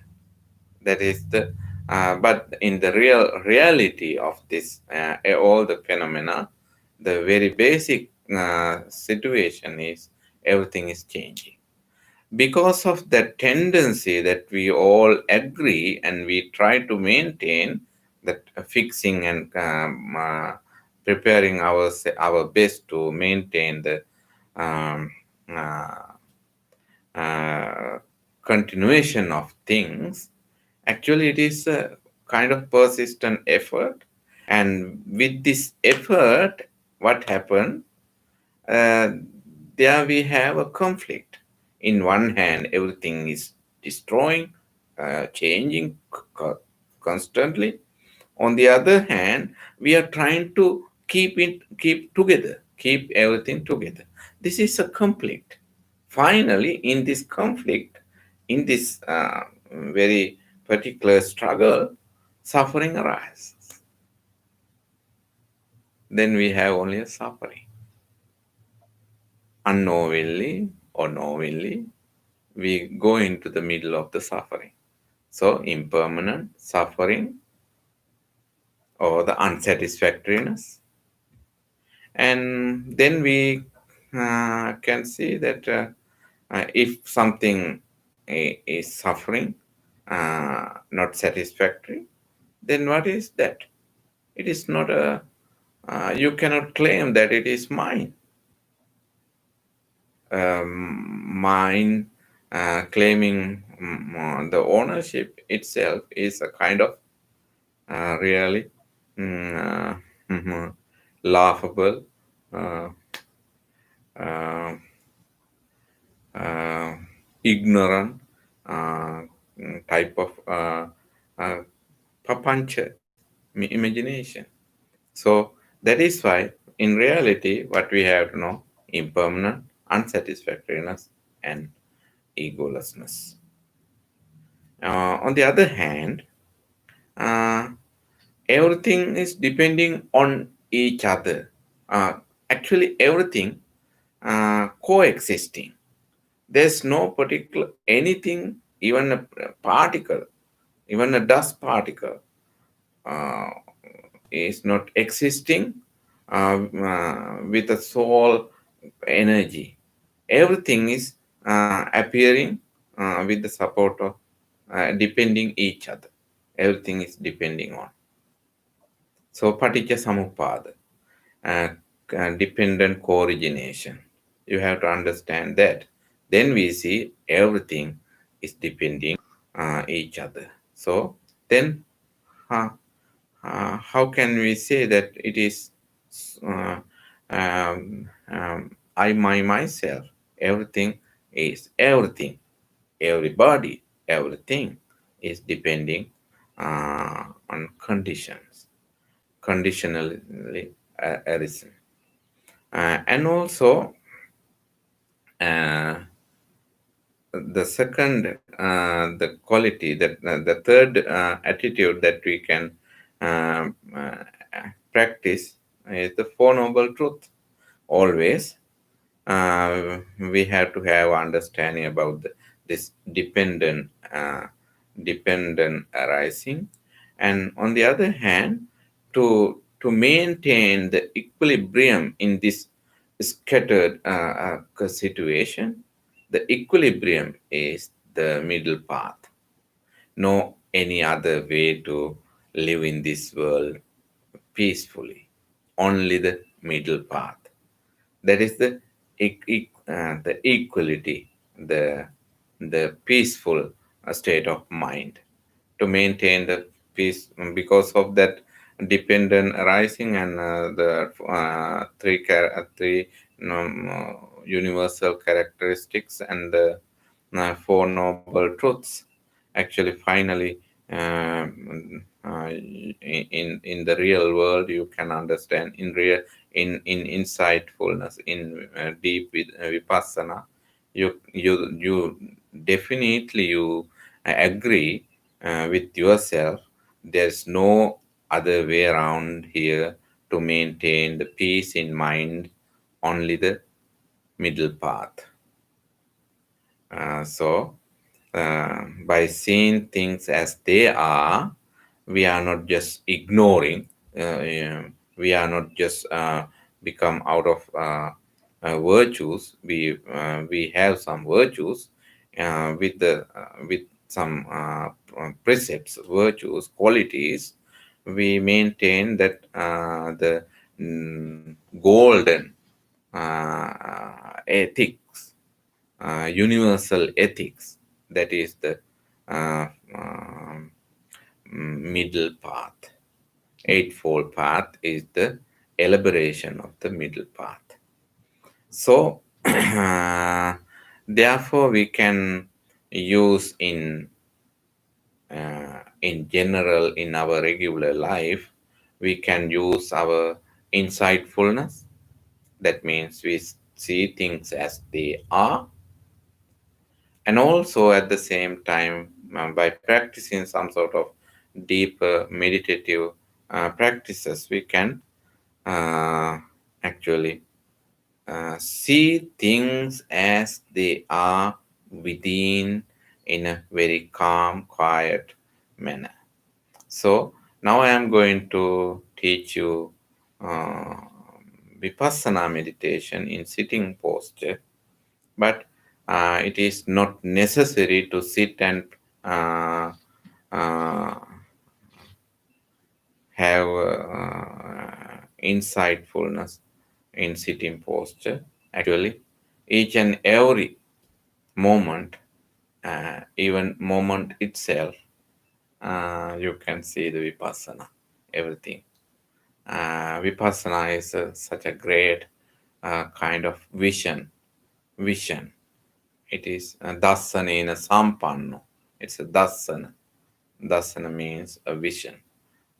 It's a kind of very uh, um, unique type of vision, vipassana. So, which is very, very important for us to maintain the peace. No other way around here to have peace. Automatically we come into a struggle, we come into a conflict and suffering, and all sort of mental and physical issues, problems appear in our mind, in our life, and we are suffering. But by practicing this type of using the noble teachings of the Buddha, Paticca Samuppada, Anicca Trilakshana, and also the Chaturarya Satya, Four Noble Truths, you can have a very peaceful life. That's the ultimate goal in Vipassana meditation. Ultimate goal is always you have a extra skill to see things. You have extra skill. So uh, you don't jump into the fire right away, because you know if something happening, something odd around you, you are not hurried to give an answer to that. You are not hurried to jump into the fire and burn yourself. Instead of that, just calm down. And this is the reality. This is how you have to have a peace and tolerance, patience. That's what we were having understanding in the morning meditation. Tolerance, patience, appreciation, courage, determination, and so forth. All the great qualities directly helps us to maintain the peace in our regular life. So, understanding and behavior. Understanding and behavior. Anyhow, meditation itself is also very helpful. That is why not it is not just a kind of subject that you can talk all the time, but also you can have a deeper experience. Now we are going to experience it. But if you are able to sharpen your awareness, then you can experience it. How can we experience? We experience with the support of the mindfulness of breath, having mindfulness on our breath, having awareness on our breath. What we can see in our breath, what Buddha taught us, in what is happening in our breath. We just think, we don't care. We just think we are breathing in and breathing out. That's it. What Buddha says, there are 16 stages in breathing. It is not just breathing in and breathing out. There are a number of other subtle layers in breath and out breath. And also, finally, Buddha taught us that breathing meditation itself helps you to practice four foundations of mindfulness. In single breath, you can practice how small this teaching in one hand, how small uh, it has a micro and macro type of aspects to this teaching. In one hand, it seems like very small, tiny. On the other hand, it's huge. Everything can put into the one single breath, in breath and out breath. So, with the support of the awareness of the in breath and out breath, you can practice four foundations of mindfulness. You know what are the four foundations of mindfulness? Mindfulness of body, mindfulness of feeling, mindfulness of mind, and mindfulness of everything. Dhamma. Dhamma means everything. Everything. In that level, you won't see any difference. You, or the internal world, and the external world. Finally, everything you see some sort of uh, uh, similar type of uh, activities, and that is the Dhamma. There's no owner. There's no owner. Uh, Only you notice that there is a struggle to find ownership, But finally, you notice that there's no owner, no owner there. So, mindfulness of the Dhamma, Dhammanupassana, Chittanupassana, Vedananupassana, and Kayanupassana. All four foundations of mindfulness can practice in single breath. How vast and how small the wonderful teachings of the Buddha.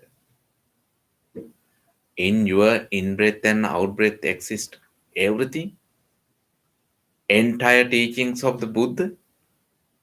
Wow, think about this. It is such a unfathomable, vast, and tiny. It's very clear. Your So the Buddha explained in 16 stages how to practice breathing meditation. With the breathing meditation, mindfulness of the four foundations. And finally, you are at peace because of this wisdom. You have a wisdom. You confirm yourself that your skill that you have about the wisdom that about yourself, the knowledge, not just the knowledge nourish the wisdom. It is not always nourishing the wisdom, but in this case knowledge nourish and uplift the wisdom. So I think that is enough um, um, ex- talk about this. I think we will practice a little bit. And now we will practice for a while, and I'm not going to touch all of the stages in breathing meditation, but I'm directing you to the very important stages, and finally, uh, at least for a moment, for a nanosecond, we will try to see the things as they are. See the things as they are. This nanosecond can expand and can develop, and you can do that by doing it again and again. So, at this very limited period of time, we will practice our meditation on breathing to find such a very small time. I will say it might be a nanosecond. At least, if you are able to see in the nanosecond, there is no nanosecond. That is the emptiness, that is the reality, that is the things as they are. Everything is depending on, everything is changing. So, gently close your eyes again.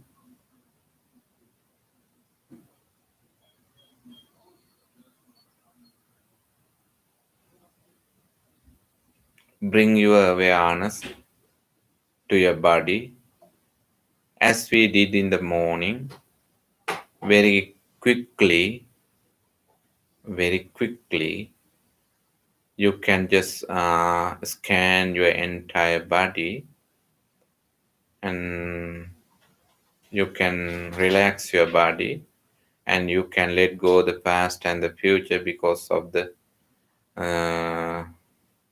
real nature of the future and the past.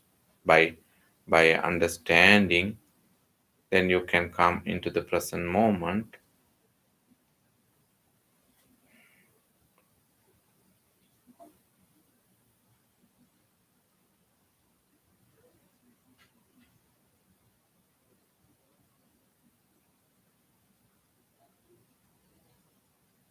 So Feel your body. Feel and notice that you are sitting in a very comfortable posture and body held well, and maintain the upper body upright and feel all the sensations throughout the body. Feel and relax. Relax the body. Relax. By letting body to be in this posture, draw your attention to your awareness. Observe the mind and deeply understand the real nature of the past and the present and the future. Past is gone, just let it go. Future is not yet come, just let it go. Bring your full awareness to the present moment right now. You have a very pleasant body. You have a pleasant awareness, pleasant posture. Just observe the present moment.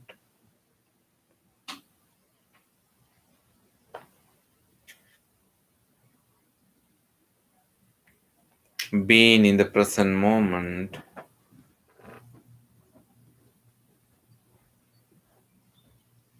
you are able to focus your awareness to the main activity which is happening in this body right now.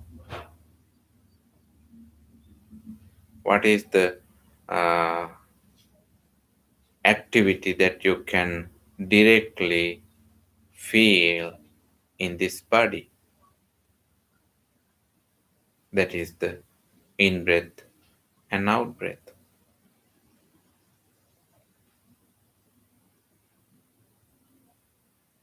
Usually, you don't care the breathing in and out in your general life. But here now you are using your full awareness to observe the breath. See the ignorance in the body, in the mind.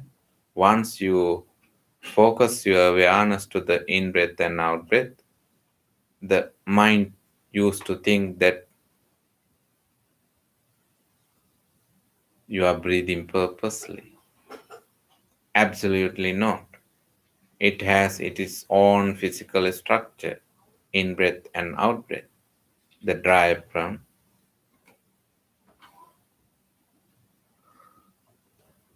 the lungs, they are working together to fill the air inside and diffuse the oxygenated air molecules through the alveolus, through the capillaries, to the blood cells.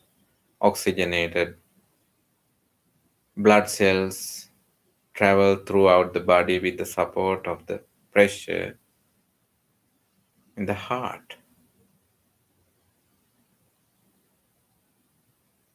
And the deoxygenated air travel back with the support of the cells and the pressure and release the air to the lungs and exhale.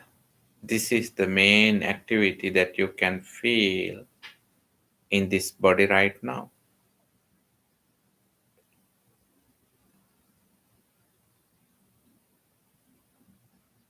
Calm down.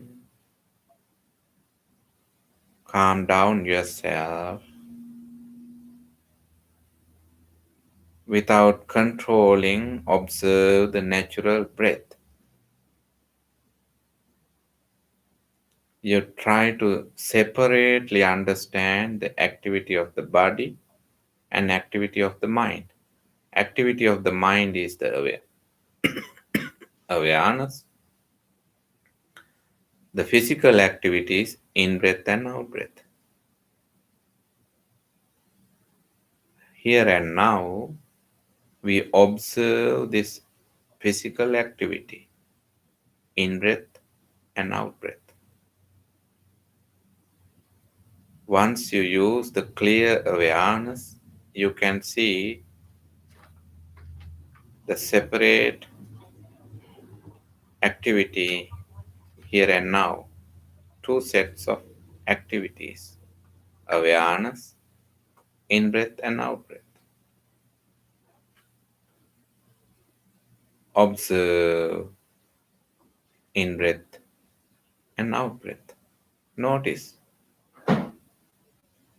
breathing in and outside, breathing in and out.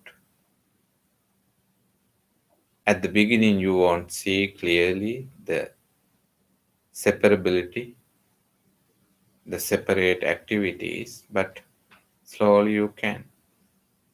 At the beginning, you see that breathing in and breathing out. Without controlling in breath and out breath, notice in your in breath and out breath, some breaths are long and some breaths are short. Breathing in and breathing out. You see the long breaths and short breaths.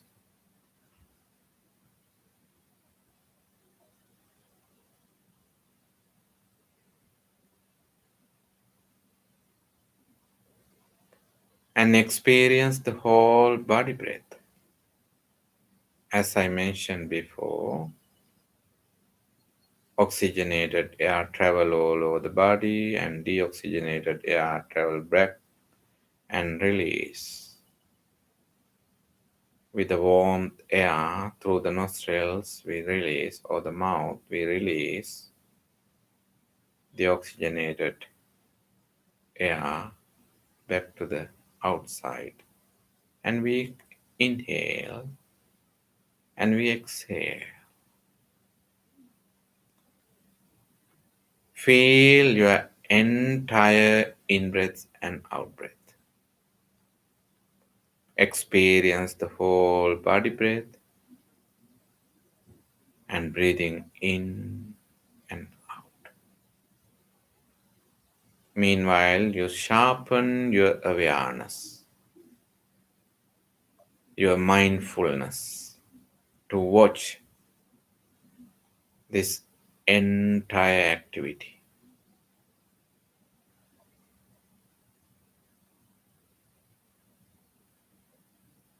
And feel the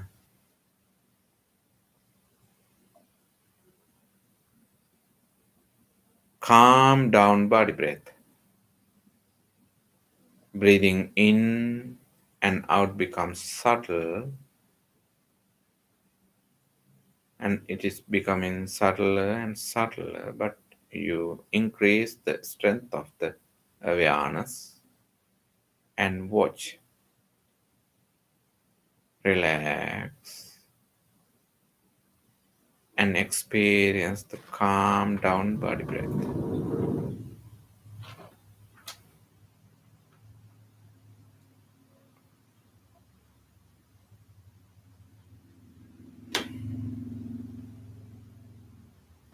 Here onwards, we need a support of the jhanic experiences.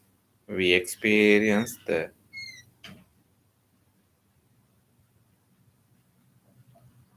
rapture,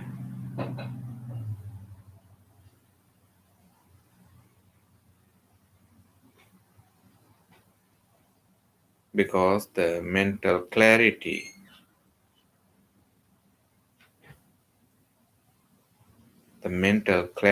you can notice the mental clarity. Mental clarity helps you to see the in breath and out breath. The clarity of the mental mind helps you to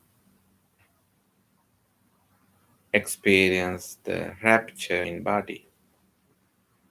Mind and body becomes calm down and experience the rapture and pleasure. Now physical activities are slowing down and you are able to watch the mind, fabrications, thoughts in the mind, and calm down fabrications in the mind.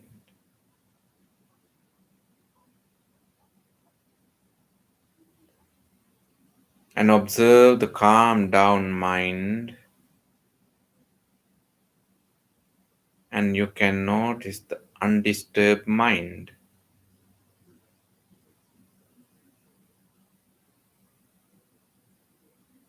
Undisturbed mind. With the support of the undisturbed mind, now you can see the impermanence of everything.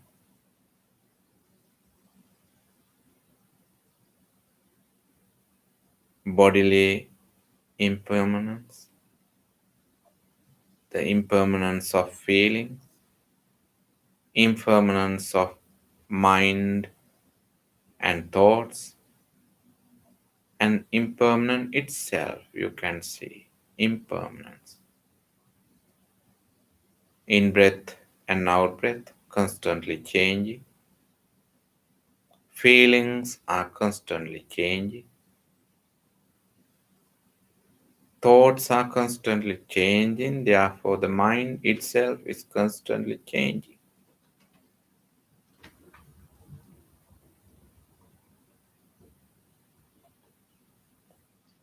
See in depth, constantly, everything is changing.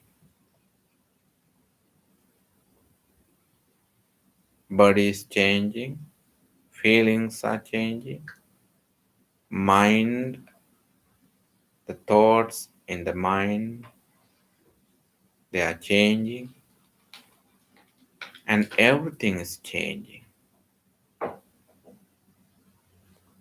very fast, changing. Aniccanupassī asasisāmiti sikkati passasisāmiti.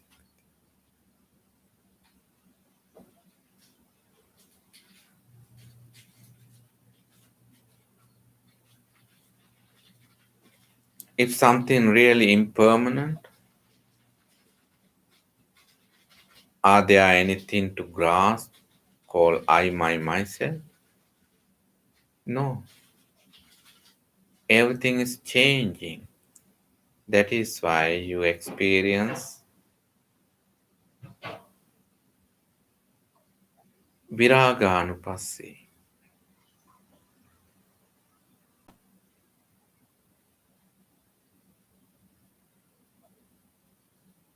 Non-clinging. There's nothing cling to, nothing to grasp, nothing to hold. Everything is changing. Bodily formations, verbal formations, and mental formations. Everything is changing.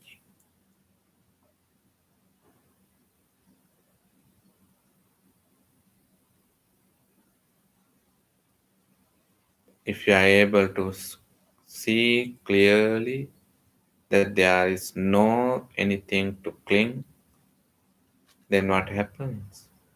Only you are seeing the ceasing, arising and ceasing, arising and ceasing. No any personification. Nirodhanupassi, only just a nirodha, things that appears disappearing. Nirodha.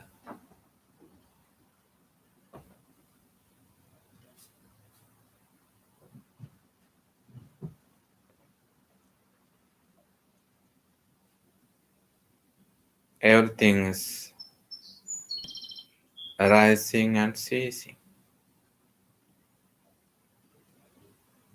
No agent, no ownership. Just let them go.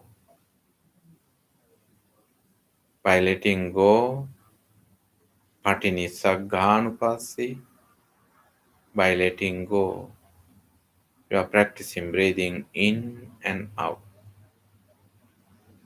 Letting go, that because of the impermanence.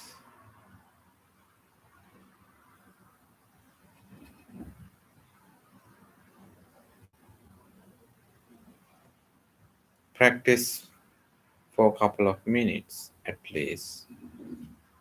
Deeply experience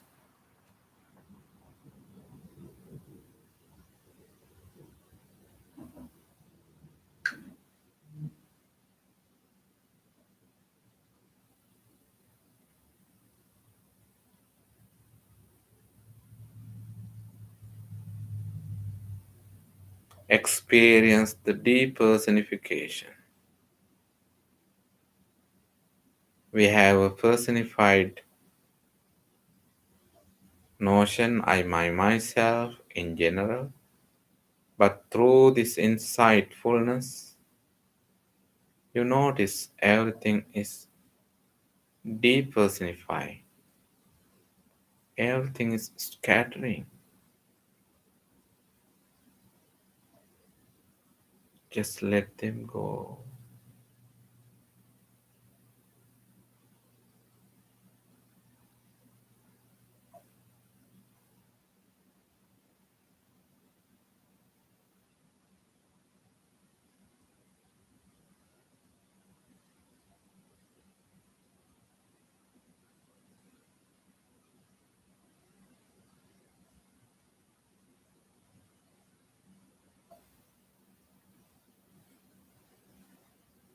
Experience this deep, penetrative wisdom, at least for a nanosecond, for a very subtle moment, very tiny fracture of the time.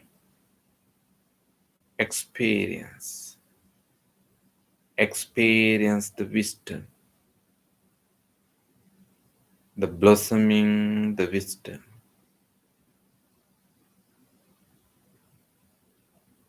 The wisdom is brighter than the brightness of the sun, brightness of the moon, brightness of the stars. The wisdom is brighter than all other brightness.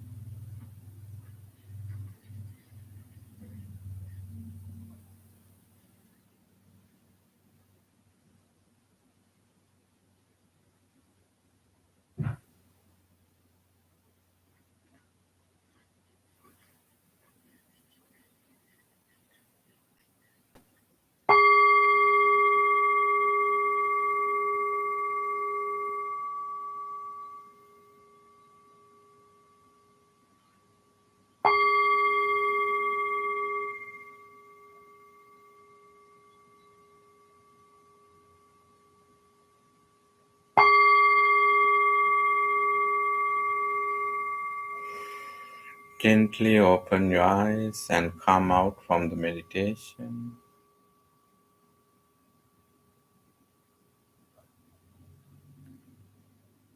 And thank you for joining with me for the meditation. If you have any questions, we have 3 minutes.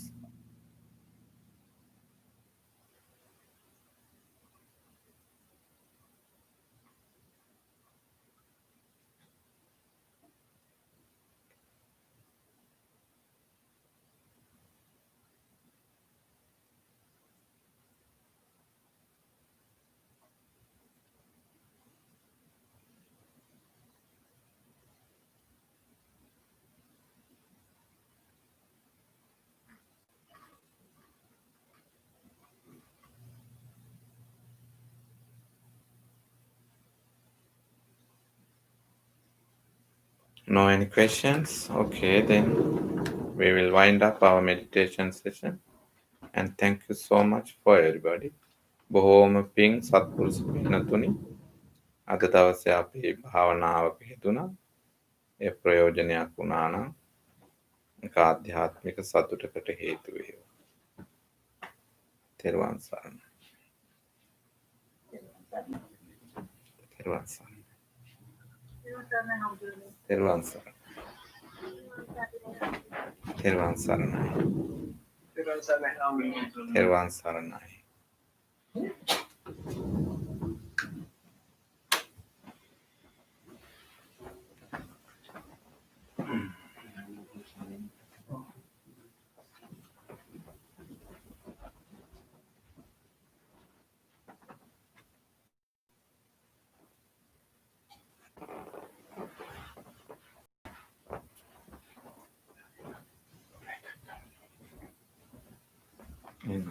Okay. Okay, now let us have a tea break, 15 minutes break. So please take some time to drink something. So at 3:45, we will start our Bodhi Puja. Our next item will be Bodhi Puja. So Bhante Metta will conduct that. So now please take some break and have some drinks, and then come back at 3:45, and then maintain this peace and quietness even during this break. Thank you.